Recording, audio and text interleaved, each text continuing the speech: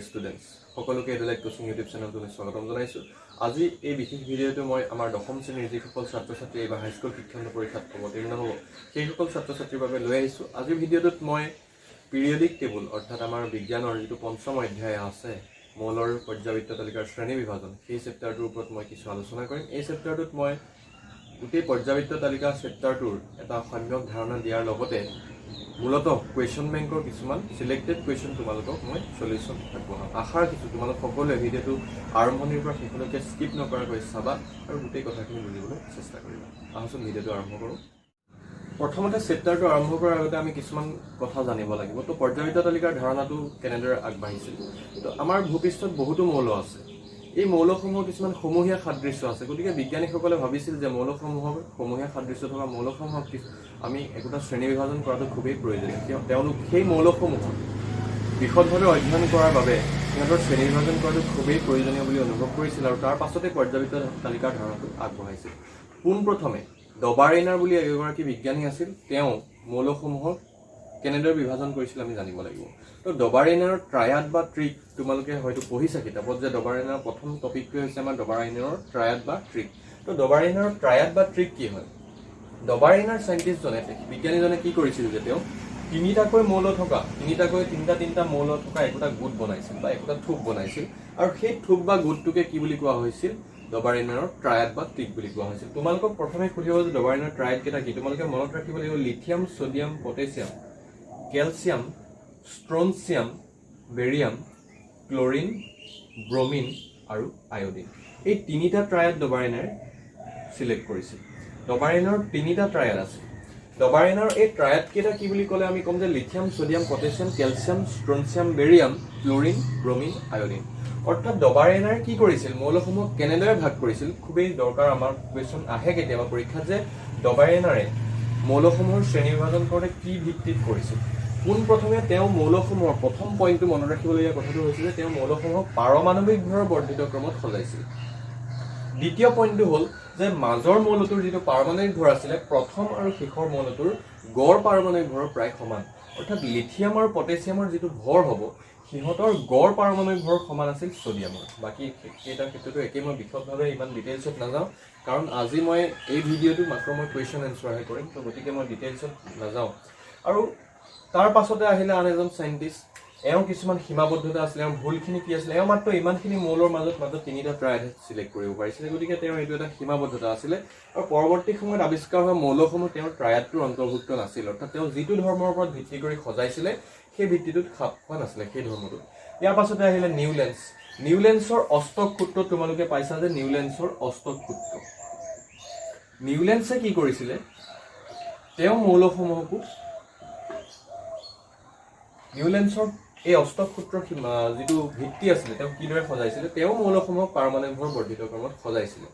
আৰু তেওঁ যেতিয়া সজাইছিলে তাতে এটা কথা মন কৰিছিলে যে প্ৰত্যেকটো অষ্টম মৌলৰ ধৰ্ম প্ৰথম মৌলটোৰ সৈতে একে আছিলে। তোমালোকে কিতাপত নিউলেন্সৰ যিটো অষ্টক সূত্ৰ শ্ৰেণী বিভাজন চালে তোমালোকে গম পাবা যে তেওঁ কিয় মৌলসমূহৰ অষ্টক সূত্ৰ বুলি কোৱা হয়। অৰ্থাৎ আমি সকলোৱে সংগীতৰ অষ্টক কি জানো?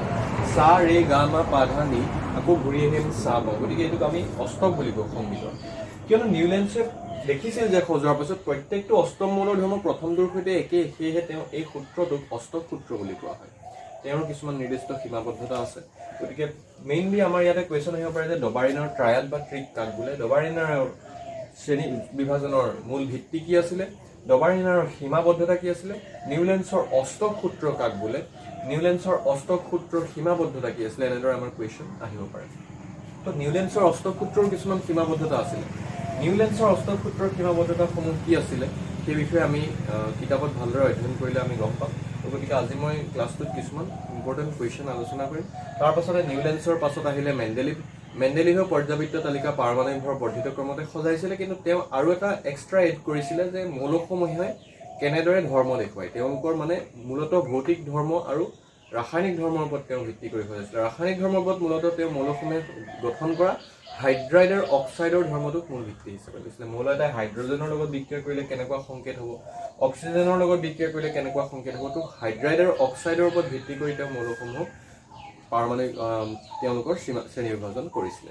তো তাৰ পাছতে আহিলে আধুনিক পৰ্যাবৃত্ত তালিকা হেনৰি মজলে সজাইছিলে। তো হেনৰি মজলে আধুনিক পৰ্যাবৃত্ত তালিকাখনৰ ওপৰতে আমি গোটেই চেপ্টাৰটোৰ সাৰমৰ্মখিনি সোমাই আছে, তাৰ ওপৰতে বিভিন্ন ধৰণৰ কুৱেশ্যন আহে। তো আজি মই এই পৰ্যাবৃত্ত তালিকাখন মূলতঃ তোমালোকে কোনখিনি মৌল মনত ৰখাটো খুবেই প্ৰয়োজনীয় সেই বিষয়ে মই আলোচনা কৰিম, আৰু তোমালোকক মনত ৰাখিবলৈ মই সহজভাৱে শিকাই দিম যে কেনেদৰে মনত ৰাখিব লাগে। তো মই আধুনিক পৰ্যাবৃত্ত তালিকাৰ কোনখিনিৰ পৰা বেছিকৈ কুৱেশ্যন আহিব পাৰে আৰু কোনখিনি মৌল আমাৰ মনত ৰখাটো খুবেই প্ৰয়োজনীয় তোমালোকক দেখাম। প্ৰধানতঃ তোমালোকে 20টা মৌল চিৰিয়েলি 1ৰ পৰা 20লৈকে পাৰমাণৱিক সংখ্যা থকা 20টা মৌল মনত ৰাখিলে হ'ব। তো এই হেনৰি মজলে মূল ভিত্তি কি আছিলে? তেওঁ পাৰমাণৱিক সংখ্যাক মূল ভিত্তি হিচাপে লৈছিলে। ইয়াতে এটা ইম্পৰ্টেণ্ট কথা, মেণ্ডেলিভে এটা পৰ্যাবৃত্ত সূত্ৰ আগবঢ়াইছিলে, তেওঁ পাৰমাণৱিক ভৰৰ ওপৰত ভিত্তি কৰি সজাইছিলে।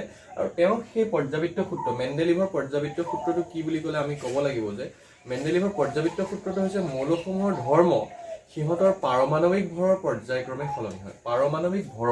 পাৰমাণৱিক ভৰক মূল ভিত্তি হিচাপে লৈছিলে যে পাৰমাণৱিক ভৰ, ইম্পৰ্টেণ্ট কথা, পাৰমাণৱিক ভৰৰ ওপৰত ভিত্তি কৰি মেণ্ডেলিভে সজাইছিলে যে তেওঁ কৈছিলে যে মৌলসমূহৰ ধৰ্ম সিহঁতৰ পাৰমাণৱিক ভৰৰ পৰ্যায়ক্ৰমে সলনি হয়।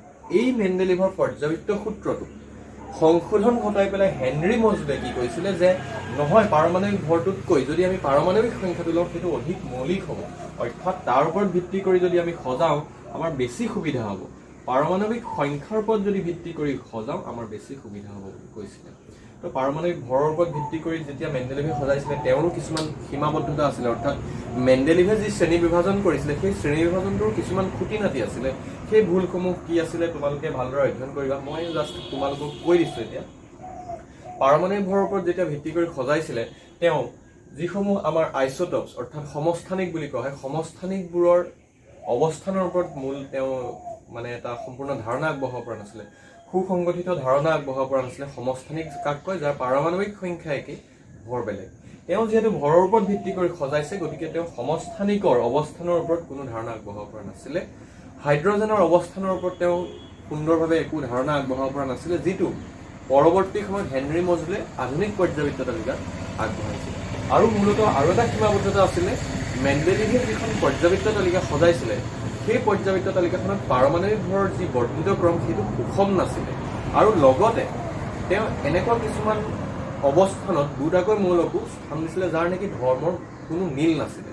তোমালোকে মেণ্ডেলিভৰ পৰ্যাবৃত্ত তালিকাখন যদি চোৱা তাত দেখা পাবা যে ধৰ্মৰ মিল নথকা কিছুমান মৌলকো তেওঁ একে ঠাইতে ৰাখি দিছিলে। তো গতিকে এইসমূহ পাৰমাণৱিক ভৰৰ ওপৰত যেতিয়া ভিত্তি কৰি সজাইছিলে মেণ্ডেলিভৰ কিছুমান সীমাবদ্ধতা আছিলে, সেইটো সংশোধন কৰি পেলাই পাৰমাণৱিক সংখ্যাৰ ওপৰত ভিত্তি কৰি পেলাই হেনৰি মজলে নামৰ চতুৰ্থজন বিজ্ঞানী পাৰমাণৱিক পৰ্যাবৃত্ত তালিকাৰ ধাৰণা আগবঢ়াইছিলে। হেনৰি মজলে আধুনিক পৰ্যাবৃত্ত সূত্ৰটো কি আছিলে? পৰীক্ষাত আহিব পাৰে মেণ্ডেলিভৰ পৰ্যাবৃত্ত সূত্ৰটো লিখা অথবা আধুনিক পৰ্যাবৃত্ত সূত্ৰটো আহে। যদি কেনেবাকৈ পৰীক্ষাত আহে কেৱল পৰ্যাবৃত্ত সূত্ৰটো লিখা, তোমালোকে দুইটাই লিখাটো বেছি দৰকাৰী বুলি মই ভাবোঁ, কাৰণ তেতিয়া এক্সামিনাৰে কাটিবলৈ তোমাৰ কোনো তাতে অপশ্যন বিচাৰি নাপাব। কাৰণ পাৰমাণৱিক ভৰৰ ওপৰত ভিত্তি কৰি যিটো পৰ্যাবৃত্ত তালিকাৰ সূত্ৰ মেণ্ডেলিভে আগবঢ়াইছিলে তেওঁ কৈছিলে যে মৌলসমূহৰ ধৰ্ম পাৰমাণৱিক ভৰৰ পৰ্যায়ক্ৰমে সলনি হয়। সেই সূত্ৰটোক সংশোধন ঘটাই হেনৰি মজলে আধুনিক পৰ্যাবৃত্ত সূত্ৰটো আগবঢ়াইছিলে। তেওঁ কৈছে যে মৌলসমূহৰ ধৰ্ম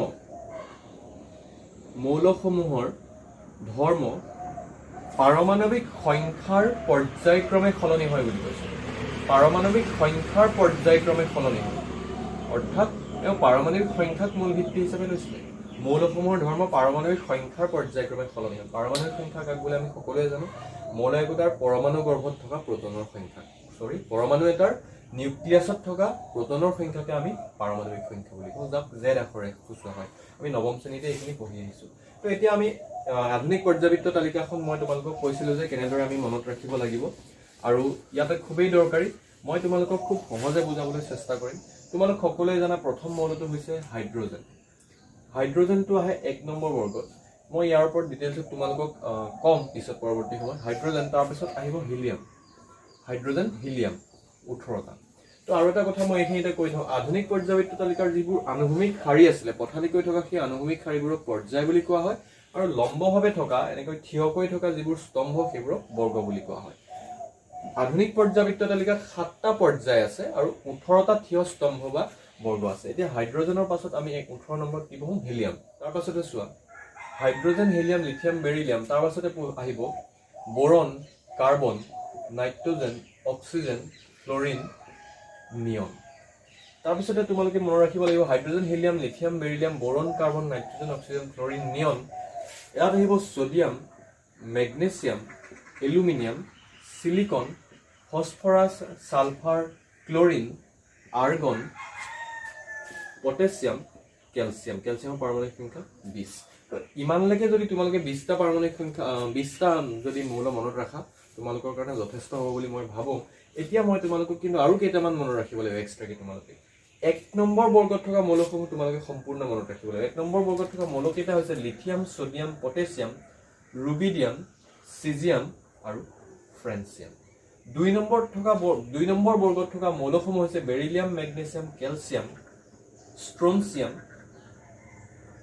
বেৰিয়াম আৰু ৰেডিয়াম পুনৰ তোমালোকে এই 18 নম্বৰ বৰ্গত থকা মৌল কেইটা মনত ৰাখিব লাগিব এইকেইটা হৈছে হিলিয়াম নিয়ন আৰ্গন ক্ৰিপ্টন জেনন আৰু ৰেডন তো 1 নম্বৰ বৰ্গ ক'লো মই 2 নম্বৰ বৰ্গ ক'লো এতিয়া 18 নম্বৰ বৰ্গত থকা মৌলসমূহ মই তোমালোকক মনত ৰাখিব লাগিব বুলি ক'লো তাৰ পাছতে 17 নম্বৰ বৰ্গত থকা মৌলসমূহ তোমালোকে মনত ৰাখিব লাগিব ক্লোৰিন ক্লোৰিন ব্ৰোমিন আৰু আয়োডিন আৰু এস্পেটাইন আহিলে এতিয়া চোৱা এটি 18 17 তাৰ পাছত কি হ'ব 16 15 14 13 তো এতিয়া মেইন কথাটো হ'ল মই যে তোমালোকক মনত ৰাখিব ক'লো এইকেইটা ইয়াত এই 1 নম্বৰ বৰ্গত থকা হাইড্ৰজেনটো বাদ দি বাকি এই আটাইকেইটা মৌলক কোৱা হয় ক্ষাৰ ধাতু পৰীক্ষাত সোধে যে ক্ষাৰ ধাতু কোনটো বৰ্গত পোৱা যায় আৰু ক্ষাৰ ধাতু কেইটাৰ নাম লিখা ইংলিছত কোৱা হয় এলকালি মেটেল ক্ষাৰ ধাতু 2 নম্বৰ বৰ্গত থকা মৌলসমূহ কোৱা হয় ক্ষাৰ মৃত্তিকা ধাতু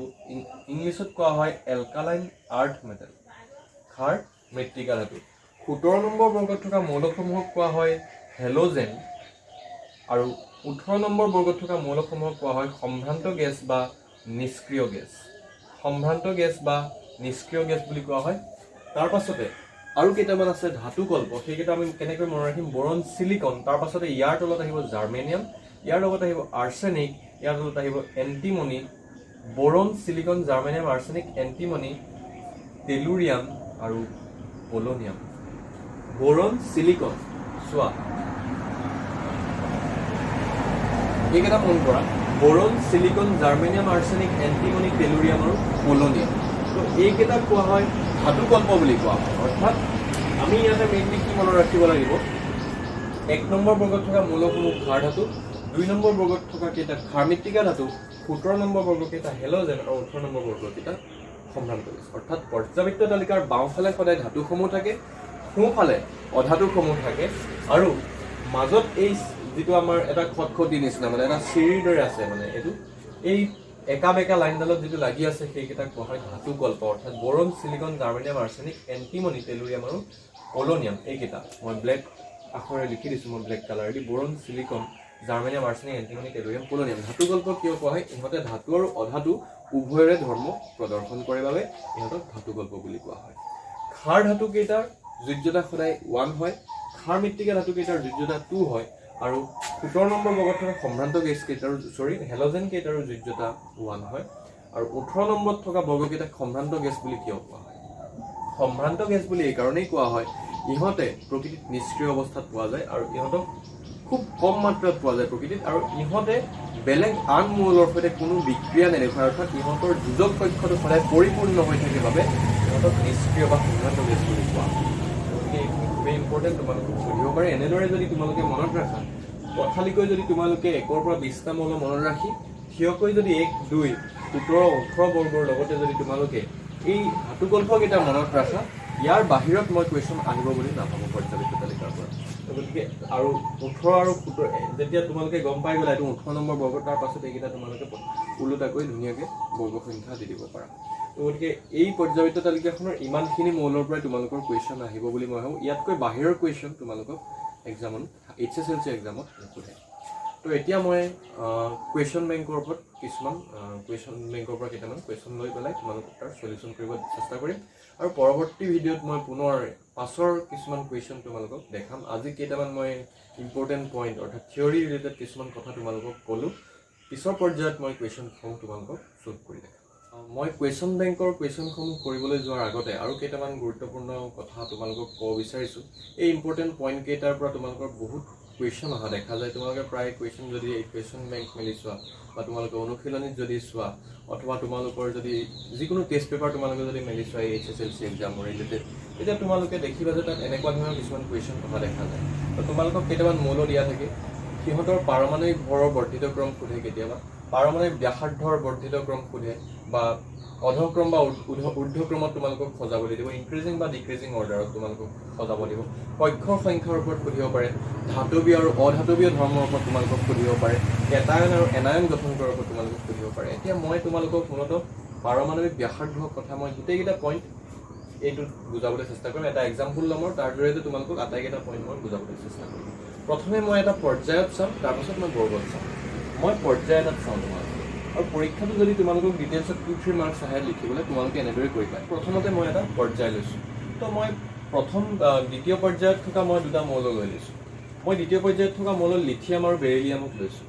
লিথিয়াম আৰু বেৰিলিয়াম চোৱা, মই ইয়াতে লিখিছোঁ, তোমালোকৰ যদি খেলি মেলি হয়। লিথিয়ামৰ পাৰমাণৱিক সংখ্যা 3 আৰু বেৰিলিয়ামৰ কিমান হয়? 4।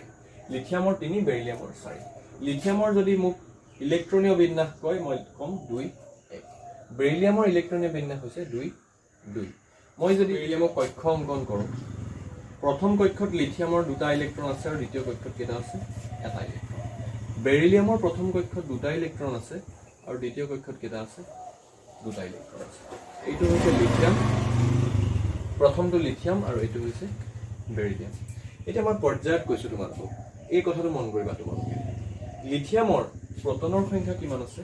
প্ৰটনৰ সংখ্যা অৰ্থাৎ ধনাত্মক, প্লাছ বুলি দিব পাৰোঁ, কাৰণ প্ৰটনটো ধনাত্মক আধান হয়। প্ৰটনৰ সংখ্যা আছে 3টা। পাৰমাণৱিক সংখ্যা মানে প্ৰটনৰ সংখ্যা। ইয়াত প্ৰটনৰ সংখ্যা আছে 4টা। এতিয়া তোমালোকে চোৱা,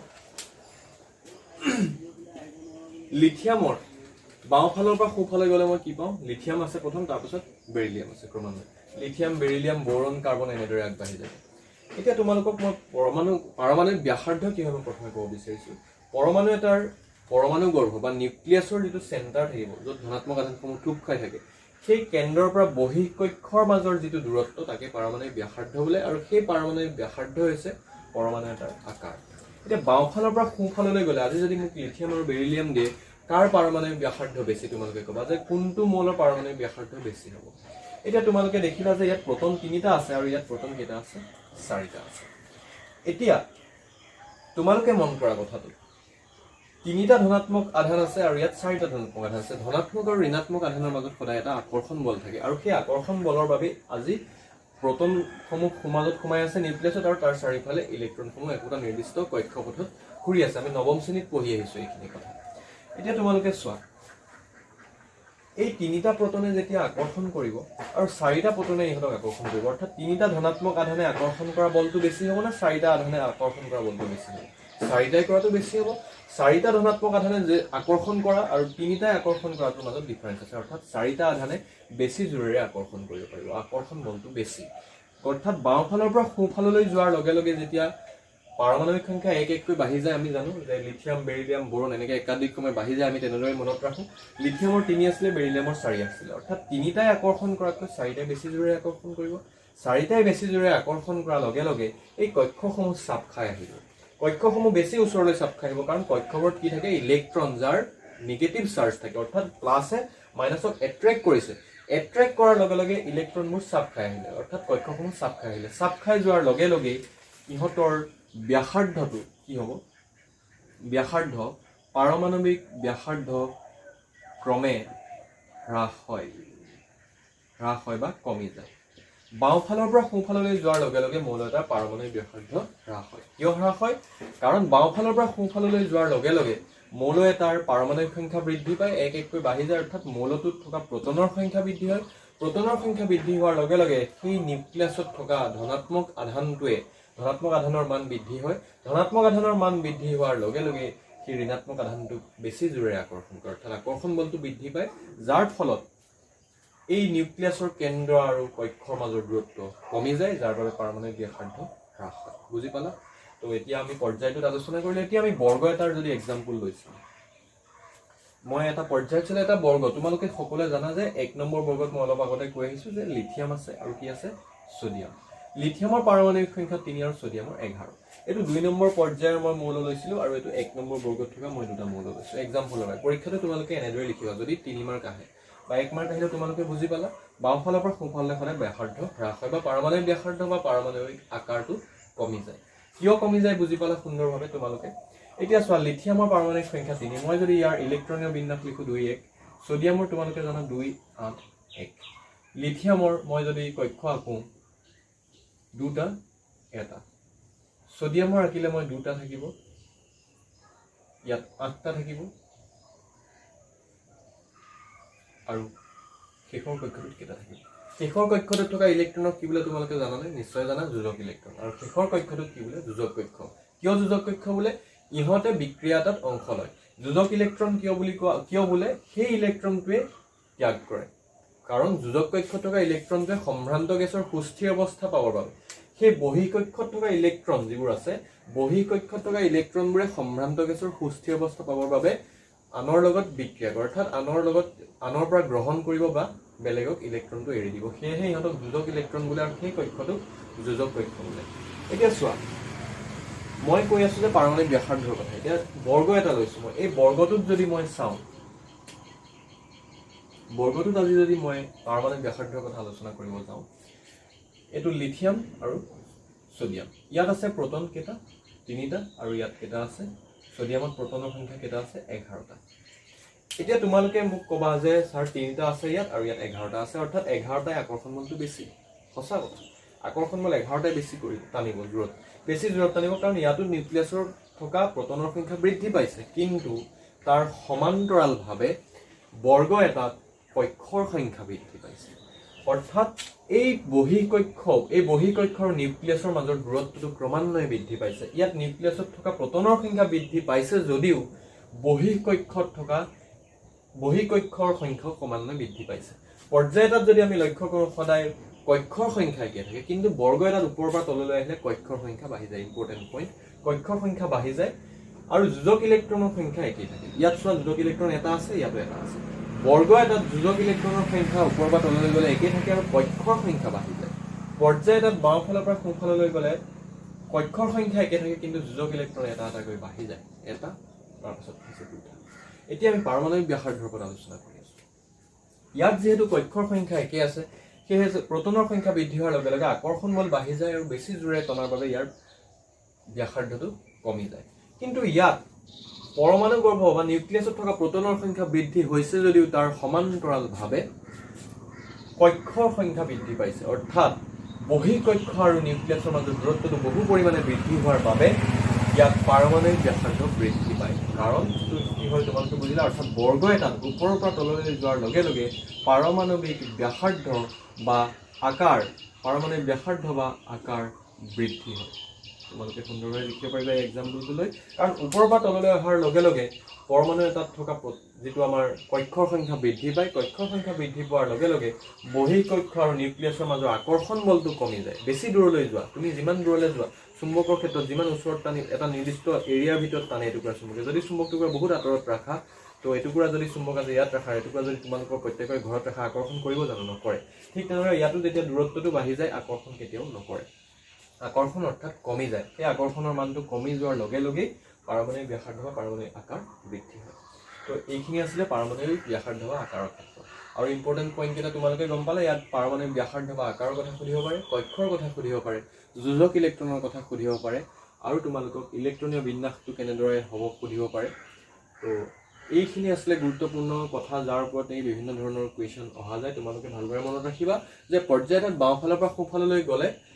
একোটাকৈ যোজক ইলেক্ট্ৰনৰ সংখ্যা বৃদ্ধি পায় অৰ্থাৎ পাৰমাণবিক সংখ্যা ক্ৰমে বৃদ্ধি পায় 3 4 5 6 তেনেদৰে বাঢ়ি যায় তো গতিকে ইয়াৰ যোজক ইলেক্ট্ৰনৰ সংখ্যা বাঢ়ি যায় কিন্তু কক্ষৰ সংখ্যা একে থাকে সেয়েহে ইয়াত আকৰ্ষণ বল বৃদ্ধি পোৱাৰ ফলত ব্যাসাৰ্ধ কমি যায় আৰু বৰ্গ এটা ওপৰৰ পৰা তললৈ যোৱাৰ লগে লগে ইয়াত আকৰ্ষণ বলটো কিয় কমি যায় কাৰণ বহি কক্ষটো বহু দূৰলৈ গুচি যায় অৰ্থাৎ ইয়াত কক্ষৰ সংখ্যা বৃদ্ধি পায় আৰু ইয়াত যোজক ইলেক্ট্ৰন কিন্তু সদায় একে থাকে যোজক ইলেক্ট্ৰন কি হয় সদায় একে থাকে 2 3 তাৰপিছত 11 পটেছিয়ামৰ 19 তেনেদৰে আহিব ক্ৰমান্বয়ে যোজক ইলেক্ট্ৰন একে থাকিব কিন্তু কক্ষৰ সংখ্যা বাঢ়ি যায় তো এইখিনি আছিলে আজিৰ ক্লাছটোৰ গুৰুত্বপূৰ্ণ কথা আশা ৰাখিছোঁ তোমালোকে এই ভিডিঅ'টোৰ পৰা যথেষ্ট পৰিমাণে উপকৃত হোৱা পৰৱৰ্তী সময়ত মই কিছুমান আৰু ইম্পৰ্টেণ্ট কুৱেশ্যন তোমালোকৰ বাবে লৈ আহিম আৰু সেইখিনিৰ ওপৰত বিশদভাৱে আলোচনা কৰিম আজিলৈ ভিডিঅ'টো ইমানতে সামৰিছোঁ সকলোকে আহিবলগীয়া হাইস্কুল শিক্ষান্ত পৰীক্ষাৰ বাবে পঢ়িবলৈ ভালদৰে অধ্যয়ন কৰিবৰ বাবে মই অনুৰোধ জনাইছোঁ কাৰণ তোমালোকে যদি আজি ভালদৰে অধ্যয়ন কৰা তেতিয়াহ'লে পৰীক্ষাৰ